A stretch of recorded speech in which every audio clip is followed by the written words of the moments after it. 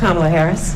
Let's have a good debate. See, have fun. Thank you. The vice president walking to the former president's podium to shake his hand in Philadelphia. From the start, the gloves were off. Tonight, you're going to hear from the same old tired playbook.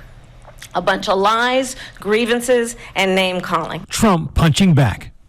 She's a Marxist. Everybody knows she's a Marxist. Her father's a Marxist professor in economics, and he taught her well. Guys, I saw this debate. All right, I saw it. I think we all saw it. And I think really what it's going to come down to is the concept of a meritocracy or egalitarianism, right? That's just what it is exclusively. I would say that, personally. Those are the motives that are driving both of these candidates. Right? That's their core beliefs. All right, so what is a meritocracy? A meritocracy is a system in which individuals advance based on their talents, effort, and achievements, rather than other factors such as wealth, class, or social connection. And those who excel in certain areas, such as academics or just professions in general and skills, they generally rise to a position of power and influence. That sounds really good. I'm sure people are like nodding their head to this, but let's actually talk about the core values of meritocracy also, because I think that'll be absolutely intriguing here, guys. Okay? In order to gain any type of reward, you basically, it's based on merit, guys, right? The ability, performance, right? It also encourages competition and hard work. And that's definitely something I think our society needs a little more of, guys. And also a meritocracy assumes that the individual should be rewarded for their contributions, right, to society itself, which is valid, right? You should be rewarded for the work you put into society, rather than everything just be given to you. But some people like that, right? But here's the thing. But as with everything that generally sounds good, there are definitely pros and cons to a meritocracy. So let's talk about them. A meritocracy motivates individuals to excel and to innovate, which is extremely important to every single society, basically on Earth, guys. They also tend to promote efficiency and productivity. They also acknowledge and reward individual differences in talent and effort. And these are the core strengths of a meritocracy. And as promised, let's go ahead and talk about the cons to a meritocracy, because there are a couple. Okay. They tend to lead to inequality, right? As some individuals naturally have more access to opportunities, such as education, wealth, or overall networks. Also, a meritocracy risks enforcing existing privileges by giving more opportunity to those who kind of already have the advantage. Guys, right? That's the reality, I think, right? But either way, and that's basically, I think, the main overall arguments when it comes to meritocracy. But now let's go ahead and get into egalitarianism, guys. So egalitarianism is a philosophy or a belief in human equality. Okay? Who doesn't want that? Especially in terms of social, political, and economic rights, guys, right? So it advocates for minimizing disparities between individuals, and particularly in areas such as wealth, power, and overall status. Okay.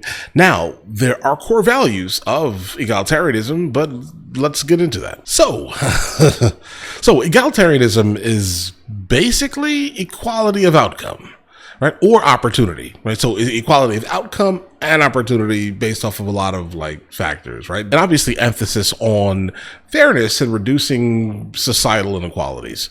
Again, who doesn't want to do that, right?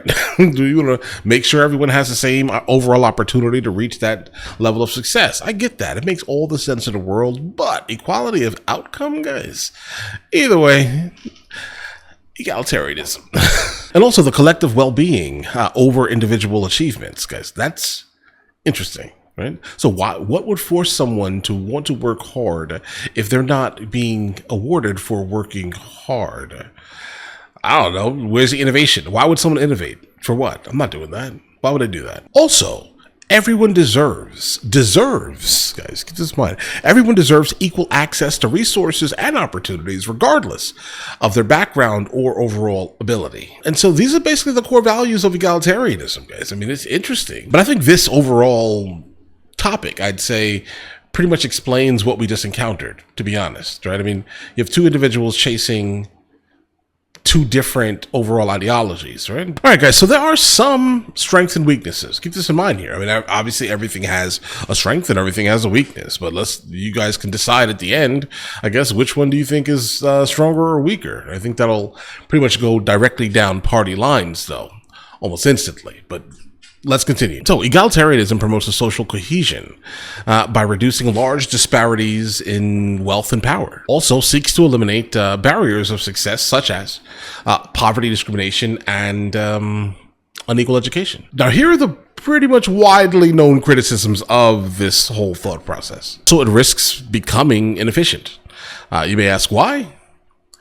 By not incentivizing people to work hard or to innovate. I mean, you know, I've got to say that from the beginning, right? But also, you know, it may involve significant state intervention. And we've all, I think, seen exactly what the government has the ability to do when they actually put their head to it. It generally fails, right? The state intervention itself, which some argue can limit personal freedoms or create some type of like bureaucratic inefficiencies. And we already know thoroughly about the bureaucratic inefficiencies. Guys. And hopefully, guys, now you kind of get why I'm doing this specific thing here, okay? It's important. So we all understand what these differences are and why both of these individuals are being motivated to do these things. So there have been study after study after study that has looked into who is more likely to thoroughly enjoy, let's say, a meritocracy-based society or an egalitarian-based society. And it's also now split by the gender line basically all over again, right? Men tend to lean more towards meritocracy.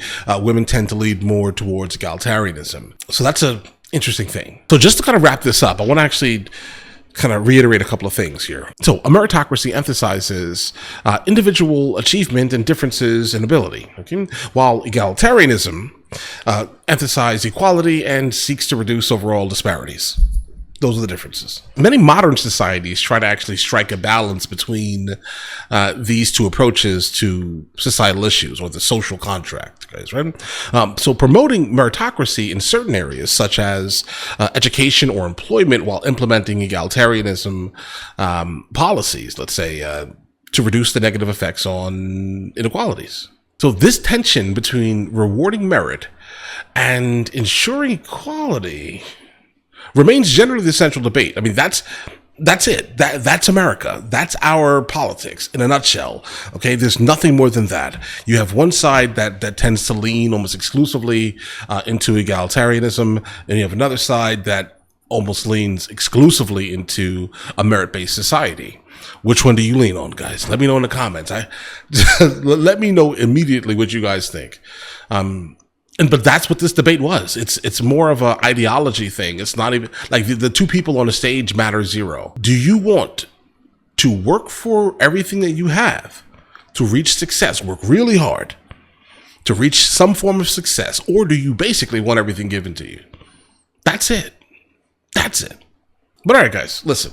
You guys all have an absolutely amazing day. You guys enjoy your day thoroughly. Guys, before we go, are you guys subscribed to the other channels? Logical Movie Reviews with Mr. L. Boyd, along with Mr. L. Boyd Music. Both are found in the description. Check it out.